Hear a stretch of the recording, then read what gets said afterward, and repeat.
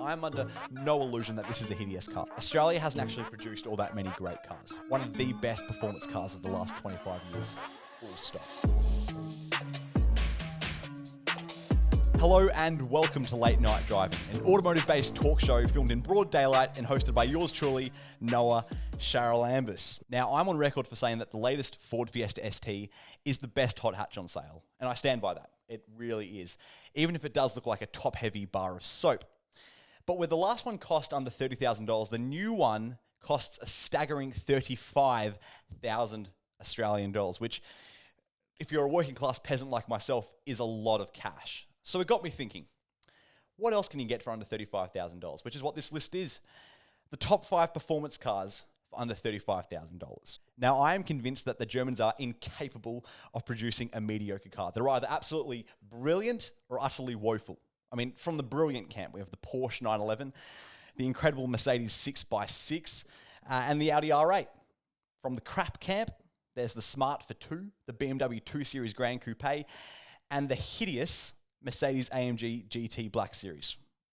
Bite me. The Volkswagen GTI 40 Years Edition, sneaking in at around $35,000, is from the former camp. It is an incredible car. So what is it? Well, I'll tell you what it's not. It's not simply a Golf GTI that's been turned up to 11, because that would imply a sense of savagery and a sense of aggression, which this car doesn't have.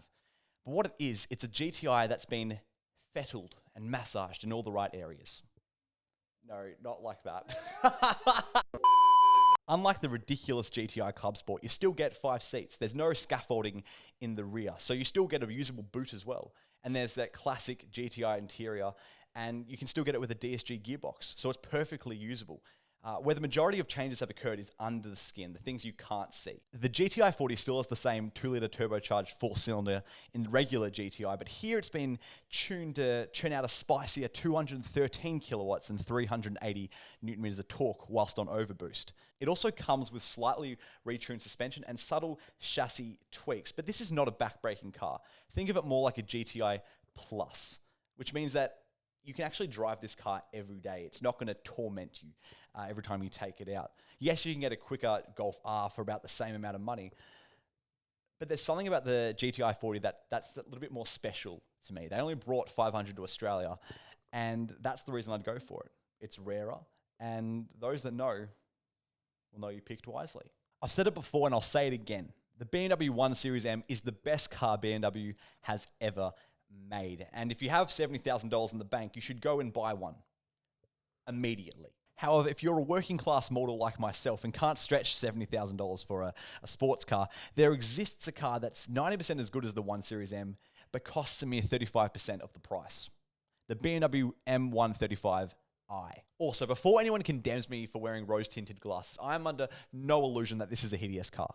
I mean, just look at it. Around the back, it's all right, but around the front, the BMW does a terrific impression of a gerbil. From as little as $25,000, you get an absolutely stunning 3-litre turbocharged straight 6 that churns out 235 kilowatts and 450 newton meters of torque that's paired with an equally stunning rear-wheel drive chassis. And yes, as I'm sure you've guessed, this is a quick car. 0 to 100 takes 4.9 seconds when paired with the automatic transmission.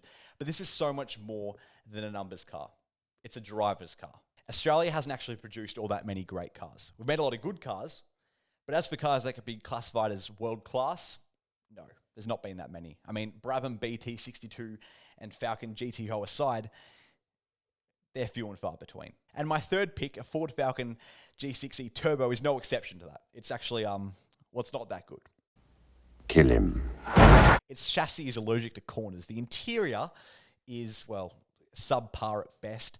And if you drive one, everyone will assume you're a retired taxi driver. And yet it's those things that give the G6E Turbo its lovable character. It's not perfect, but it doesn't pretend to be. For well under $35,000, you get the following: God's gift to humanity, the Barra engine, and comfy seats. That's it. No, it can't solve poverty or eradicate world hunger, but it does something just as impressive: turn tires into clouds. For those that don't know, the Barra is a 4-litre turbocharged straight-6 engine, arguably the greatest Australia's ever produced. And here in the G6E Turbo, it churns out 270 kilowatts and 533 newton meters of torque. If you can keep it in a straight line, you'll find that it's enough to propel the G6E to 100 kilometers an hour in around 5 seconds. No, it's not a polished package. It's not that great, but it's a sleeper, a highway missile. And that's enough for me. My fourth pick is a Subaru BRZ TS. In an era obsessed with power, the back-to-basics BRZ is more relevant than ever. With a relatively simple manual gearbox and lightweight rear-wheel drive chassis, the BRZ stands as a reminder of all that driving is about. And it really is all about the experience of this car. Handling was the sole focus, not acceleration. Put your foot down and not much happens. 0 to 100 takes at least 7.5 seconds, which is painstakingly slow. However, at the moment you tuck a BRZ into a corner, it comes alive. When the BRZ first came out, Australia's premier motor magazine, Wheels, put its twin, the Toyota 86, up against the Porsche Cayman of the same era. And the Toyota won. No, it wasn't as quick as the Porsche, but it was a sweeter car to steer.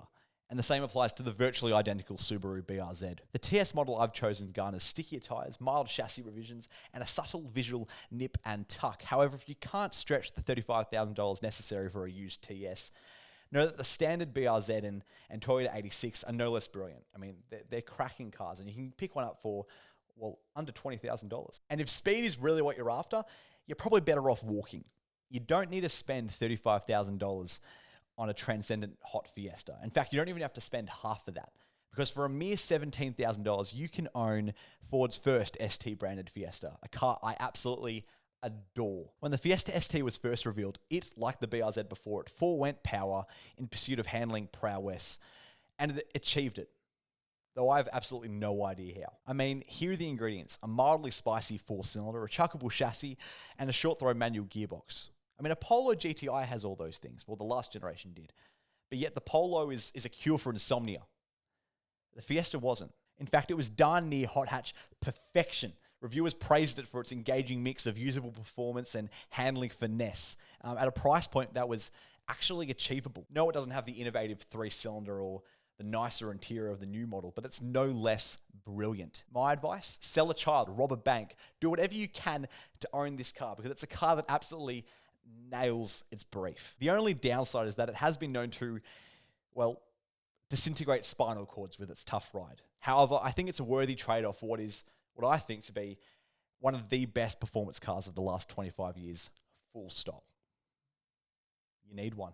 I want one. I need to buy one. Well, there you go. 5 performance cars for under $35,000. If you enjoyed this video, give it a like, subscribe, tell your mates. Until next time, I'm Noah Lambis, and this is Late Night Driving. Catch you next time.